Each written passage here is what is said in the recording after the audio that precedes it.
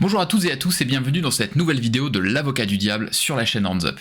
Alors fin d'année oblige, c'est le moment des bilans, et comme le veut désormais la tradition, puisque c'est la 4ème édition, je vais vous proposer mon top album black et death metal mélodique. Alors puisque je suis une immense feignasse et aussi dans un souci de simplicité, on va pas se mentir, je vais suivre la même trame que l'an dernier, qui était à mon sens assez claire, c'est-à-dire quelques recommandations, et ensuite un top 10 album à proprement parler.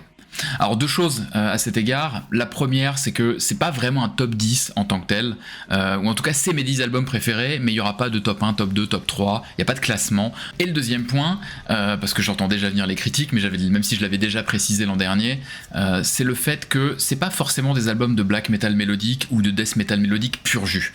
Je dirais que c'est plutôt des albums de black et de death à tendance mélodique que des fans de mélodesque pourraient aimer. Donc ça va un peu parfois dans l'atmosphérique, dans le technique, etc. Mais je pense que ça va vous plaire. Sans plus attendre, on va commencer avec les recommandations qui sont, pour le dire très schématiquement, soit des EP, soit des LP que j'ai beaucoup aimé, qui méritent pas forcément d'être dans le top, mais que j'ai quand même pas mal poncé cette année et que je vous recommande d'aller écouter si ça n'a pas déjà été fait.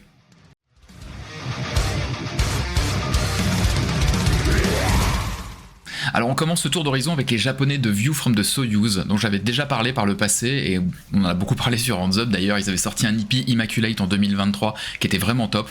Bah là ils ont remis le couvert avec cette fois-ci un album complet qui s'appelle Ubiquitous, pour le dire en bon français. C'est toujours du metallic hardcore avec des sons vraiment à la Godborg, hein. Pour le coup les riffs c'est du mélodesque pur jus, c'est hyper hargneux, c'est hyper agressif. Si vous n'avez pas encore écouté, foncez, je vous le recommande. On reste au Japon avec le groupe Serenity in Murder qui a sorti un album qui s'appelle Timeless Reveries. Alors j'avais adoré les précédents opus jusqu'à The Eclipse en 2007 où il y avait la voix de la chanteuse Amy qui était exceptionnelle. C'est une nouvelle chanteuse depuis, il y a du bon, il y a du moins bon, mais ça reste quand même un très bon album de mélodesque avec, alors c'est la touche nippone, hein, vous l'aurez compris, il y a des solos partout, ça part un peu dans tous les sens, c'est extrêmement énergique, mais c'est toujours aussi bon, c'est toujours aussi bien composé et je vous recommande d'aller l'écouter. On file ensuite du côté du Canada avec un groupe qui s'appelle Fiance Dream, qui sauf erreur de ma part est d'ailleurs plus un one-man band qu'autre chose, avec un album qui s'appelle Repose of the Soul. Alors, c'est simple, pour tous ceux qui sont fans de nécrophagistes, vous allez y trouver votre compte. C'est clairement un groupe quasi tribute, hein, franchement on va pas se mentir, tout en est inspiré, je crois d'ailleurs que l'auteur principal, le compositeur principal s'en est jamais caché, c'est un immense fan de guitare technique, de guitare mélodique, et c'est surtout un gros fan de nécrophagistes. Pour ceux qui sont fans, et notamment ceux qui jouent de la 6 cordes, je vous invite vraiment à aller l'écouter. Un mot ensuite parce que j'étais obligé d'en parler avec le dernier album de Disharmonia Mundi qui s'appelle The Dormant Stranger. Alors les Italiens, et je dirais plus la bande à Claudio Ravinal d'ailleurs, n'avaient pas sorti d'album depuis 10 ans et là ils reviennent sur le devant de la scène. Et alors ils nous pondent un album qui a de la maturité, évidemment on sent qu'il y a une patte toujours aussi forte. Il y a aussi toujours les mêmes aspects qu'on aurait pu leur reprocher aux précédents albums, c'est-à-dire qu'il y a du très très bon et il y a du moins bon, mais ça reste un mélodesque qui est toujours aussi mélodique et qui est toujours aussi intéressant à écouter. On reste ensuite dans un pays latin puisqu'on va en Espagne pour un groupe, alors pour le coup très très underground, qui s'appelle Unreal Overflows. Alors je dis très underground même si le nouvel opus qu'ils ont sorti c'est leur 4ème album quand même. Alors c'est, pour le dire très schématiquement, du death metal technique. Il y a des aspects très mélodiques, il y a des solos, des leads absolument partout, il y a du riffing qui fait parfois penser à The Black Dahlia Murder. Vous êtes vraiment dans une prod assez sèche, presque synthétique, donc ça plaira pas à tout le monde, mais je trouve que pour les fans de death metal mélodique à tendance technique, vous aurez certainement des riffs et des mélodies et des compositions surtout qui vont vous plaire, donc voilà, foncez sur ce petit groupe qui mérite d'être connu. Instant cocorico, je vais quand même parler de la France avec un jeune groupe qui s'appelle Huska mais qui a sorti un album qui s'appelle Ex Nihilo. Alors on est vraiment sur un black metal hyper chiadé, qui est vraiment ultra agréable à écouter, bien qu'un peu harsh, hyper agressif.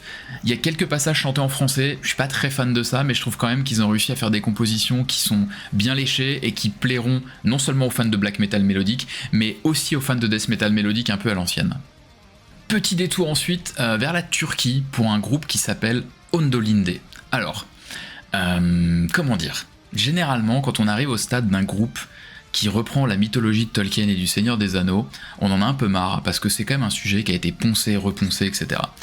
Et pourtant, comme on le verra maintenant, et surtout dans le top après, parce que c'est pas le seul groupe, bah ça continue de marcher pour certains, ça continue d'être une source d'inspiration qui est pas ridicule et qui fonctionne. Et ce groupe turc qui a été créé en 2015 fait vraiment de l'univers de Tolkien son inspiration principale et se retrouve dans ce deuxième album qui s'appelle The Exile of the Noldor, peut-être au paroxysme de ce qu'ils ont fait. Vous verrez, c'est aussi un groupe très underground, mais encore une fois, allez les découvrir. Moi j'ai trouvé que les riffs étaient hyper intéressants, que la voix apportait vraiment quelque chose, et ils ont réussi à me faire taire sur le fait que je trouvais que les groupes qui étaient fans de Tolkien finissaient un peu par tourner en rond. Eh ben non, ça marche encore, et ce jeune groupe turc nous le démontre. Melodès oblige, je suis obligé de finir cette partie sur des recommandations par un groupe suédois, et non des moindres, puisque je vais parler de nos amis de The Halo Effect. Alors, j'avais adoré leur premier album, Days of the Lost. March of the Unheard, je vous invite d'ailleurs à aller lire ma chronique de l'album que j'ai fait sur le site Horns Up. Je vous invite également à aller lire l'interview de Niklas Englin que j'avais faite. Comment dire, l'album est bon, je vais pas mentir, c'est un très bon album, il y a des bons riffs, il est très hétérogène en revanche, et surtout, il apporte pas grand chose de nouveau. C'est-à-dire quand vous avez un line-up pareil, vous vous attendez à ce qu'ils tentent des nouvelles choses ou qu'ils vraiment ils vous éblouissent, c'est pas trop le cas. C'est pour les fans du death mellow de Godborg, par des fans de death mellow de Godborg, je peux pas mieux le résumer que ça reste un bon album, mais il mérite quand même pas sa place dans le top 10 cette année. Et voilà, c'est tout pour moi pour la partie suggestion. Alors j'aurais pu continuer parce que c'était une année assez bizarre en réalité. Je trouve qu'il y a eu énormément de bons albums, un peu moins en black metal d'ailleurs. Vous le verrez, il y a moins de groupes de black metal mélodique dans les suggestions et dans le top 10 que l'année dernière. C'est un peu moins riche. On n'a pas des Wormwood, des consorts comme l'an dernier, des oubliettes qui étaient vraiment fous. Mais c'est une année qui était très homogène et surtout très forte, constante. Donc il y a énormément de recommandations d'écoute, mais il n'y en a pas beaucoup où je me dis c'est incontesté, ils sont exceptionnels. Malgré tout, vous allez le voir dans le top 10 qui vient, il y a quand même quelques pépites.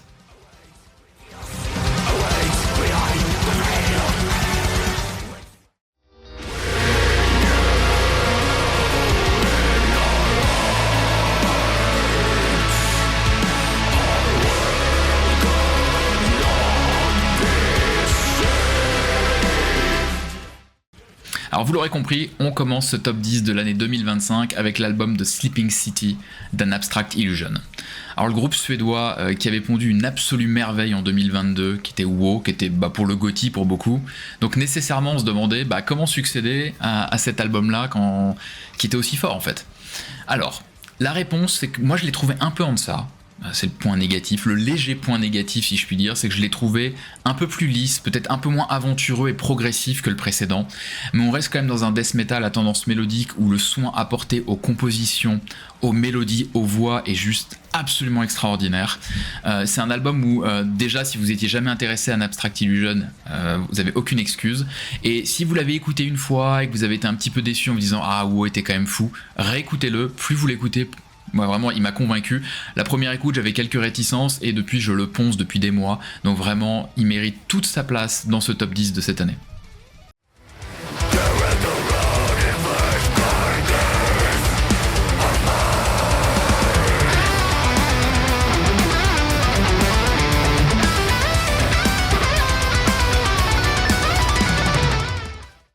Deuxième album de ce top, on part aux États-Unis pour le groupe Allegaeon qui sort un album qui s'appelle The Ossuary Lens. Alors là, on est clairement du côté technique du Melodès. On est sur quelque chose qui va certainement trigger pas mal de monde parce que c'est une prod qui est assez moderne. C'est évidemment les guitares mises en avant, des solis partout, des rythmiques un peu alambiquées. Alors c'est pas prog pour autant, ça reste quand même très structuré au niveau des chansons, mais on est quand même dans du death technique qui pourra forcément ne pas plaire à tout le monde.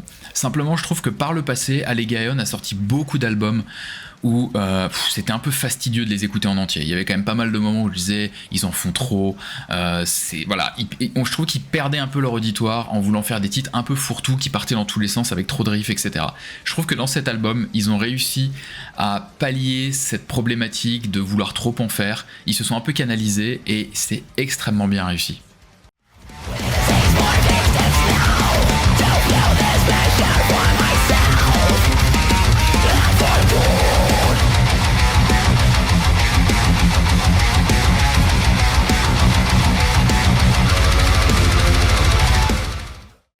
Encore la Suède, encore et toujours la Suède, on va pas se mentir, ça a été le berceau du Melodès et ça continue d'être un pays qui continue à générer beaucoup de groupes qui s'en inspirent ou pas. Parce que alors là pour le coup, l'album Chrysalis de Throne of Roches, qui est donc un nouveau groupe qui est tout frais moulu, est exceptionnel.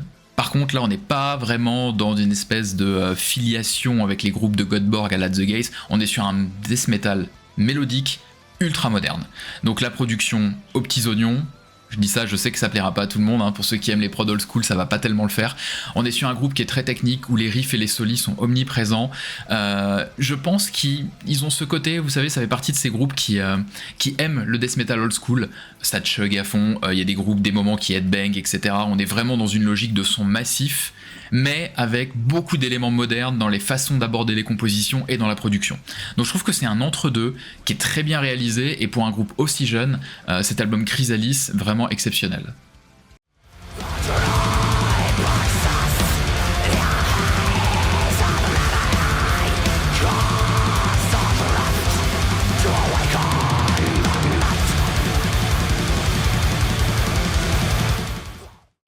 Enfin du black metal mélodique, vous me direz. Et vous avez raison, hein, comme je vous l'ai dit il y a quelques minutes, je trouve que c'était une année un peu moins riche pour le black metal mélodique, mais il y a quand même quelques albums qui sont excellents, et notamment ce Black Braid 3 par Black Braid. Vraiment, ce nouvel album de Black Braid est une excellente surprise. J'avais bien aimé les deux précédents, mais pas au niveau de ce troisième album que je trouve plus mélodique, que je trouve mieux composé.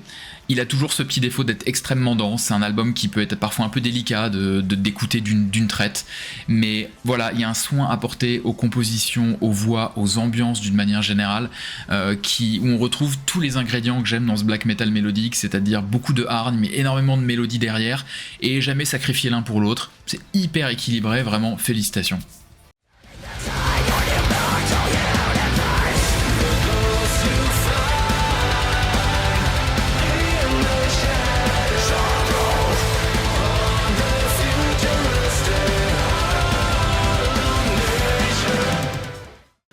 Et on continue ce top avec un nouveau one-man band, c'est quand même très fréquent en matière de death metal mélodique, qui est Buried Realms. Alors, c'est le groupe de Josh Dummer au Colorado, décidément le Colorado avec Blood Incantation, Chemis, etc. C'est quand même un état qui est plus que prolifique. Quoi qu'il en soit, Buried Realms, donc c'est un one-man band comme je l'ai dit, mais avec toujours énormément de guests dans chaque album, et cette année ça a pas raté. Il y a Bjorn Street de Soilwork qu'on retrouve définitivement dans tous les albums du monde, hein. J'ai parlé de Disharmonia Mundi tout à l'heure où il est également, mais on retrouve également sur cet album Christian Alvestam qui est un ex-Car Symmetry. Et pour beaucoup, cet album, on aurait pu l'appeler Buried Symmetry. On retrouve vraiment, alors évidemment quand vous avez un chanteur d'un autre groupe qui vient faire un guest dans plusieurs titres, on retrouve forcément cette patte et on a l'impression que c'est ce groupe-là, mais on est vraiment dans un Scar Symmetry plus agressif et plus technique. Donc pour tous les gens qui aiment Scar Symmetry, qui aiment ce genre de riff, qui aiment ce genre d'ambiance, mais qui veulent juste une version un peu survitaminée, c'est un album ultra riche, ultra puissant, fédérateur par moments, grosse réussite, comme quoi finalement le Melodeath c'est aussi une affaire des Américains, qui l'eût cru.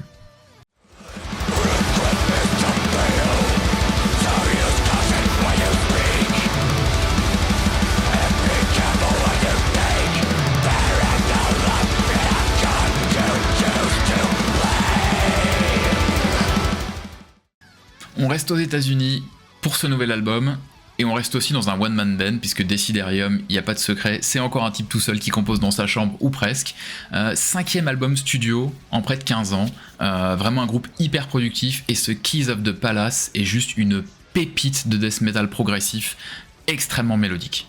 Cet album est vraiment surprenant à plusieurs égards, déjà parce qu'il faut quand même passer outre la pochette, vous avez cette espèce de maison de Hobbit, où on sait pas trop, avec une calligraphie un peu cliché, on se dit que ça va être un énième groupe de power, héroïque, fantasy, que sais-je, et donc quand on écoute l'album et qu'on voit la richesse des compositions, on se dit oh là je m'attendais pas du tout à ça. Passé ce stade des premières impressions avec la pochette, etc., on rentre vraiment dans un univers incroyable. Ce sont des compositions extrêmement fluides, bien écrite, très mélodique, parfois des titres longs avec des montées en puissance, plusieurs phases, etc. Bref, c'est un album ultra riche que j'ai vraiment adoré poncer de A à Z pour tous les fans de death metal mélodique progressif, avec tout ce que ça implique. Je pense que ce Deciderium doit être dans votre top cette année, et s'il n'y est pas encore, allez l'écouter de toute urgence.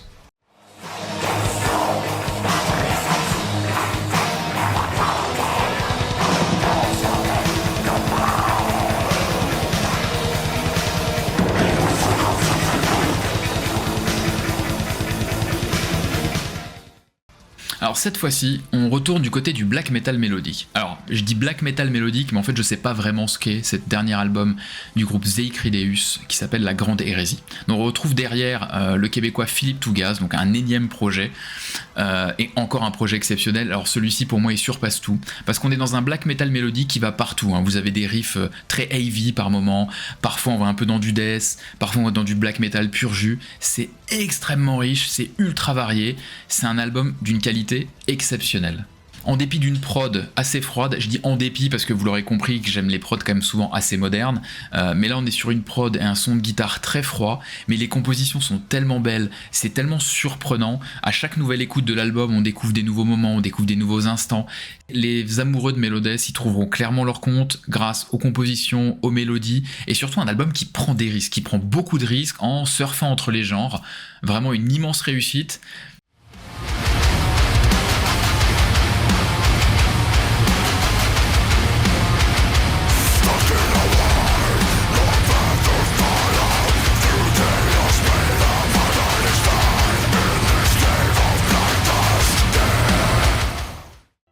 Une nouvelle surprise s'il en est, puisqu'on retourne du côté de la Suède avec le dernier album de Orbit Culture qui s'appelle Death Above Life. Alors que dire sur cet album d'Orbit Culture? Ce qu'on peut dire c'est le replacer dans le contexte déjà. Nidja était exceptionnel, ils étaient arrivés avec leur mélodès moderne mais ultra groovy, et cette alternance voix claire avec presque des relents James Hetfieldiens on pourrait dire, et un growl ultra puissant, c'était novateur, c'était très chouette.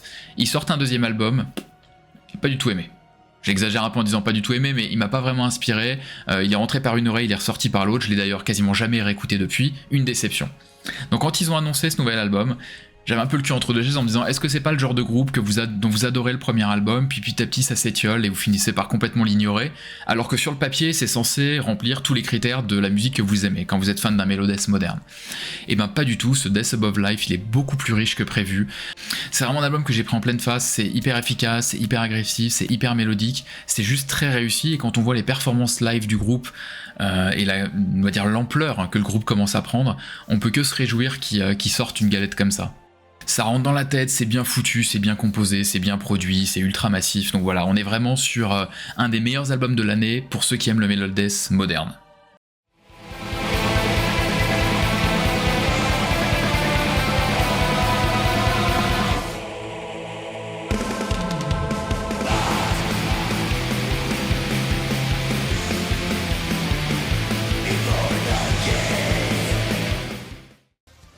Alors vous l'aurez compris, on retourne du côté des États-Unis pour cette 9ème recommandation de l'année.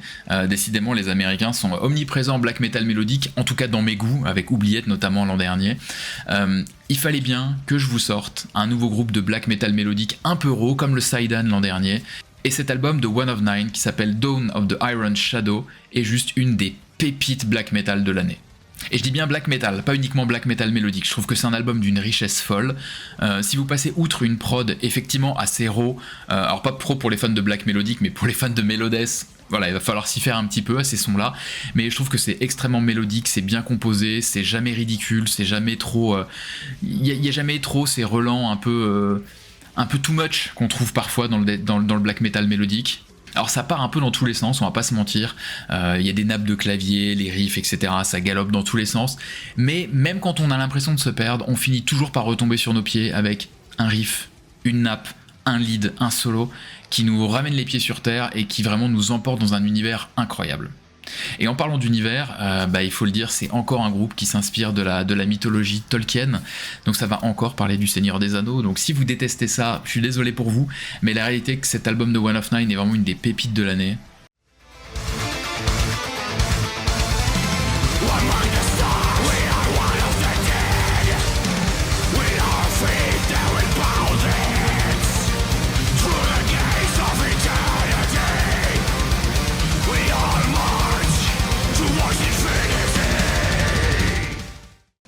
Bon, on va pas se mentir, il n'y a pas énormément de surprises sur le dernier album de ce top, puisqu'il s'agit de l'album Darkness Invisible du groupe Mors Principium Est. Fallait bien terminer cette vidéo par l'un des cadors du death metal mélodique finlandais.